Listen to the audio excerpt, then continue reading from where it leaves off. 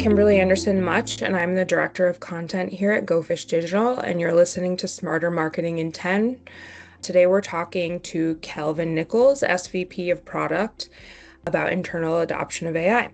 So, Calvin, do you want to introduce yourself more?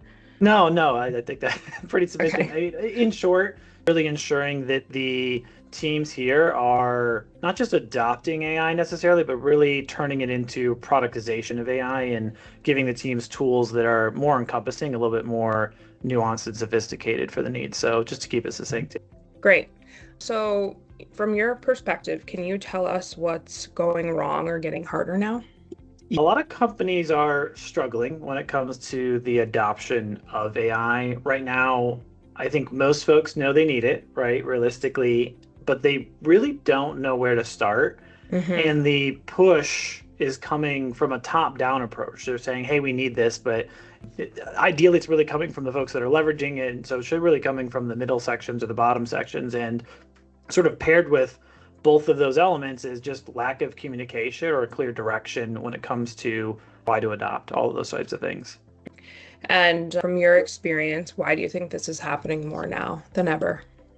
There's lots of reasons, so a pretty big laundry list. Transparently, AI is moving at the speed of light. There's new tools every single day, new integrations every single day within those tools. To give you a specific example, you have your ChatGPTs, your Claudes. Each of those have their own models that they have within those, and those have pros and cons within each of those. And so there's really just an abundance of resources when it comes to these things, and it's a bit overwhelming to a layperson who might not understand some of these things. They're not as AI native when it comes to those elements, and so there's a lot of things changing. It's very overwhelming. On top of that, there's the ever-present elements of cost pressures that have Yeah. always existed, right? This is just a new outlook, and so you see this world where there's the potential for something that would really help with these cost pressures. And so there's that push for we need to adopt, but then there's just too many choices. There's a lot to keep up with. And it just makes it really difficult with that. And then you sort of on top of that, there's off-the-shelf solutions that exist that aren't even fully complete. They're building the plane as they're flying it, so to speak. And so I think all of that paired with what I sort of said before is there just isn't in most companies really clear structure and communication around from the leadership perspective around what are we going to use, what's safe to use, permission to use things, people evangelizing it, all of those types of things. It really just isn't enough of that happening to really create everlasting adoption of it, which is what we really need. So you said something interesting about products being built as they're sold, and it made me think, what should the individuals who have the buying power to purchase these products for their company or companies consider when they're making those decisions and purchases? Red flags or green flags that they should look out for? Not necessarily. I think it's just a thing to be aware of at large. I would encourage folks to ask lots of questions. What's this built off of? How often do you update things? If I have feedback, right? Because, like I said before, things are moving very fast.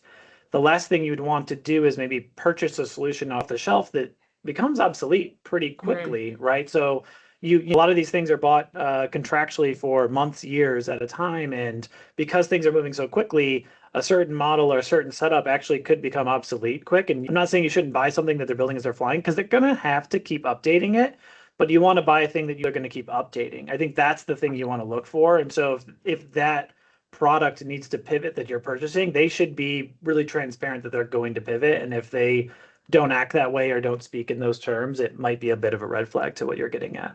That's actually a really great point, because I think some buyers might have hesitancies if things are continuing to be built, but that makes a lot of sense, right? That it doesn't necessarily mean that the product isn't as powerful as a complete product, but it's actually future-proofed in a sense, because that organization is continuing to learn and continuing to account for all of the never-ending ongoing changes that happen with AI. That's a really good point. Of course, you got to keep up with it. And if you're not doing it, someone else better be doing it on your behalf, essentially. So can you walk us through a real example of what internal AI adoption looks like? I actually created a quick little slide on this so I can walk us through a version of, again, this is our version of it. So you could just take it conceptually to what it would matter to another company. But essentially, getting at what I was saying before, really adoption should not come from the top down. It really needs to come from the middle and the bottom layers when it comes to how is this going to help us and how are we going to turn into something that's really powerful. And so we've broken this up into two flows. You sort of have the top section, which is a little bit more of my remit, which is around the productization of it. I'll get to that towards the end. The bottom section, bottom left here, is the AI ambassador program that we've basically built. And that is really just taking some folks at all levels, right? Again, middle and bottom focused, that are going to become or are already on the edge of AI native, I'll call it, right?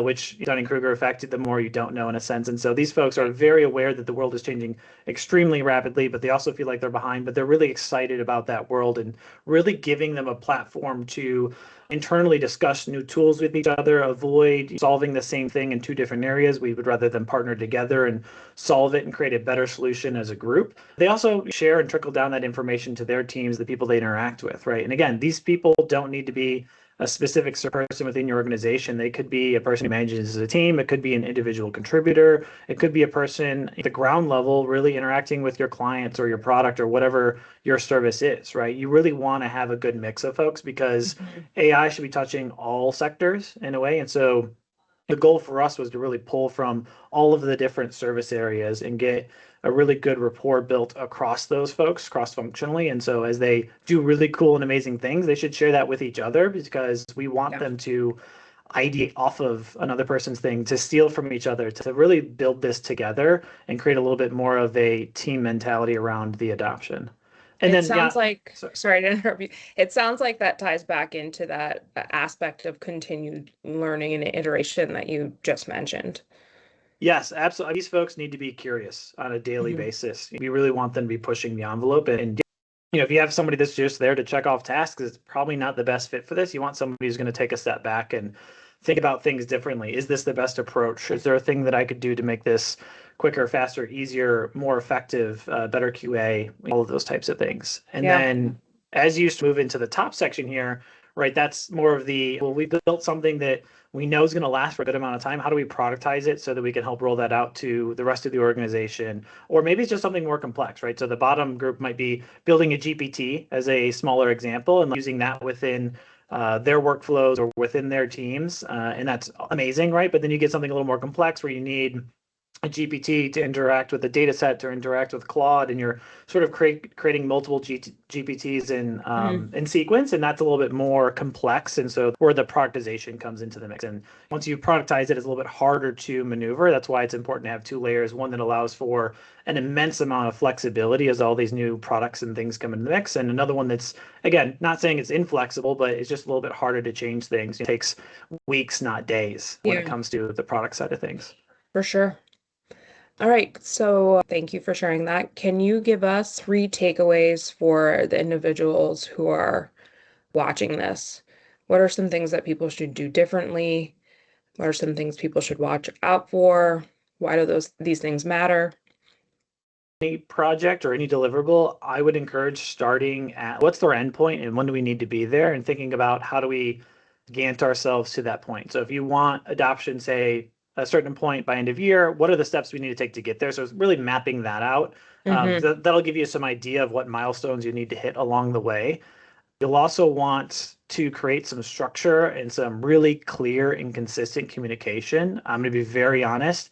AI is scary for a lot of folks. And when you talk to them about AI or creating tools, there's a lot of fear that's been built up out there around this is going to take my job, or this is a thing I should be scared of. And change is scary, right? And so really having them say, we want you to come with us. We want you to help. And this is what we're trying to accomplish. And just be very consistent with that communication is essential, because you really do want people that have been doing the things that have existed before to help build the things that are today, because they're going to have the best expertise and the knowledge. If you bring someone that's AI native but doesn't have the subject matter expertise, they're not going to build what you really need. You want to go the other direction. You say, we have these amazing experts and we're going to train them to be AI native. That is a much better output. And then the last one I'll get on there is you got to get everyone on board, right? So that structure that I was talking about, where you have that product council, you have the AI ambassadors, that's a group that really helps. You get that group excited, they're on board, they start to excite other people, and you start to really create a change culture around AI adoption and the excitement around it. It's less of the woe is us and more of the excitement comes through when you have all of those things in place. I understand and really appreciate that sentiment that you want to be consistent with the communication, that this is something that empowers those individuals rather than takes away their jobs. I think there's a lot of clickbait out there right now, and that's been a consistent headline, right? Very much so. And I've emphasized this internally for us, but like the laundry list of things to do for anyone in any organization is more than 100% of their current time. And so is there a world where AI changes what you're doing? Absolutely. Is there still more work to be done if I were to take half of the work off your plate? Also, absolutely, right? And that's any tool. It's not AI. It's just if I made your day more efficient, that allows you to do more things or do different things. And that's a thing that hopefully most folks are excited about. Is your long-term hope for something like this is that it reduces redundant tasks so that individuals can get to the work that they feel more passionate about? It clears up space so that people can be more creative. What are your thoughts on the end game? Absolutely, all of those. Obviously, the most logical is the repeated task, which companies have been automating, Excel macros, right? Like companies have been automating repetitive tasks for a long period of time, and AI can assist as a part of that workflow, or maybe connect two pieces that are automated and make that even a little bit faster. And so there's lots of fun things you could do there, but then it's really just taking a step back, being creative, using your critical thinking skills. Hey, I know I'm going to need to think critically in a certain thematic way. How do I apply that approach? Right, especially with LLMs, because they can actually take the nuance and the approach, and I can now multiply that approach across a larger area than I could as an individual. So my contribution is now more multiplicative than it was before. Is more additive as an individual. And so you can do some really cool things with that, as again, these evangelists are helping build these products, build these ideas, create the GPTs, whatever else it is. And so really powerful on both fronts there. Very cool. So just wrapping this up, if someone watching wants to act on this week, this month, where do you should suggest they start? Every organization is unique, realistically, right? There's a lot of things to think about for it. So the starting point is really mapping out that organization and what AI change might look like. Who do you need to get support from within your organization or externally, right? What are you or the organization missing, or what is the team missing? It could be tools, it could be people, it could be expertise, right? There's a lot of things that you need to think about with that. And then what's some things that might get in the way? Once you start really laying that out, you could understand what that approach or what your like go to market would be within your organization for it. And then you could work with leadership and others to create that buy-in and start taking your first steps. Awesome. All right. So thank you for spending this time with me, Calvin. Very interesting stuff, reassuring as well. That's today's Smarter Marketing in maybe a little bit more than 10, because I dug a little deeper with some questions for you that were really interesting to me.